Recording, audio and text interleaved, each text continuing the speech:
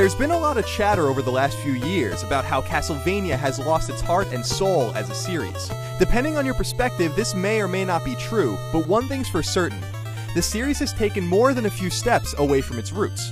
Many people clamor for more Metroidvania-style Castlevania games akin to one of the best games ever made, Symphony of the Night. And I totally support that. But I also have a simple question. What about Castlevania's true roots? What about the oft-overlooked NES trilogy that spawned the series in the first place? Castlevania, Castlevania 2, Simon's Quest, and Castlevania 3, Dracula's Curse are among the finest games on the NES, and that really means something because it's hard to beat NES's roster of standout titles. These games personified and epitomized the horror genre early in gaming's history, and continue to stand up today not only in terms of gameplay, but in terms of aesthetics, story, and above all else, ambience. Think about the original Castlevania and how extraordinary it is. With only 6 stages, it's a short game. If you know what you're doing, you could easily beat it in well under a half an hour. But it brings you on a journey.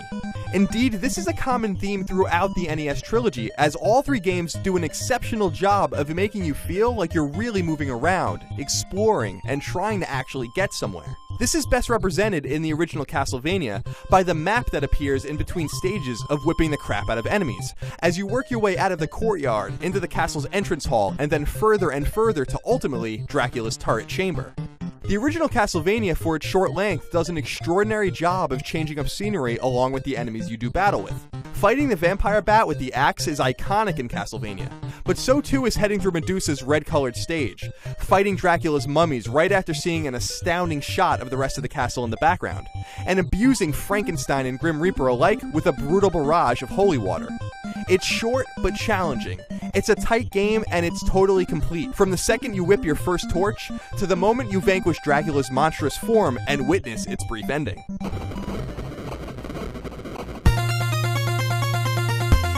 By the time the series went towards Castlevania 2, Simon's Quest, Konami decided to change things up a little bit. This was commonplace in the NES era, making sequels different than the original game that spawned the franchise. The thing is, Castlevania 2 largely retained the original's aesthetic appeal and side-scrolling gameplay, but it became an open-ended, non-linear RPG, and is very easily one of the NES's most underrated and underappreciated games. Indeed, it's the single Castlevania game most begging for a modern remake. The original Castlevania made you feel like you were working through Dracula's gigantic castle, but its sequel gave you a feel for its surrounding environs in Eastern Europe. Non-linearity in and of itself in the late 80s was a huge deal, but it's how open-ended Castlevania 2 really is that made the game so special, and caused it to be the target of extreme ridicule, especially in hindsight. That ridicule, by the way, is entirely unearned. What I really love about Castlevania 2 is how spooky it is, how insanely atmospheric it is for an 8-bit game that is, at this point, 25 years old. The music is frightening, the day-night cycle is amazing, the feeling of being lost and alone is tangible. Unlike the original Castlevania, which hinged entirely on Dracula's castle, 99% of Castlevania 2 takes place outside of the castle. Its story revolves around reviving Dracula, who you killed in the first game, to rid Simon Belmont, the protagonist of the first 2 Castlevania games, of a curse Dracula's left him with. Doing so requires Simon to travel around the Eastern European countryside to find strewn about parts of Dracula's body, like his ribs, his eyes, and his heart. Fighting through caverns, forests, graveyards, and other locations is the name of the game. It exudes horror, especially when you go through perilous mansions, buying wooden stakes from mysterious vendors to complete your task. Once you get all of the pieces of Dracula's body, you travel to the destroyed castle you left behind in the first game to put his body back together, revive him, and then fell him once again. Of course, there's so much surrounding Simon's Quest that makes it even more compelling. The townsfolk you run into give you vague clues about what you should do, and merchants, sometimes well hidden, will sell you optional items like daggers, cloves of garlic, laurels, and whip upgrades to help make your adventure a little easier. But what's most special about Simon's Quest, and most confounding to some, is how obscure some parts of it are. You have to equip a crystal to see a hidden platform in the first mansion. You have to equip Dracula's heart to get a ferryman to bring you to a secret area in the game. You have to equip another crystal and then kneel down in areas to get secret locations to appear, ones that require you to wade through water or get whisked away by a tornado. Simon's Quest is challenging and outrageous in all of the right ways, but the challenge in particular can be mitigated if you find everything there is to find. Once you get the Flame Whip, nothing will stand in your way. By the time Castlevania 3 Dracula's Curse rolled around, Konami really hit its stride. The third game in the trilogy is considered by most to be one of NES's best games, and for good reason. Its soundtrack is insane, its gameplay is challenging and fluid, and it combines the best features of the first two games to make something that's a bit more familiar to fans of the original, while giving Simon's Quest fans the length and breadth they desire. In Castlevania 3, you play as Simon Belmont's ancestor, Trevor. The game takes place well before the other two Castlevania games, complete with its own unique plot.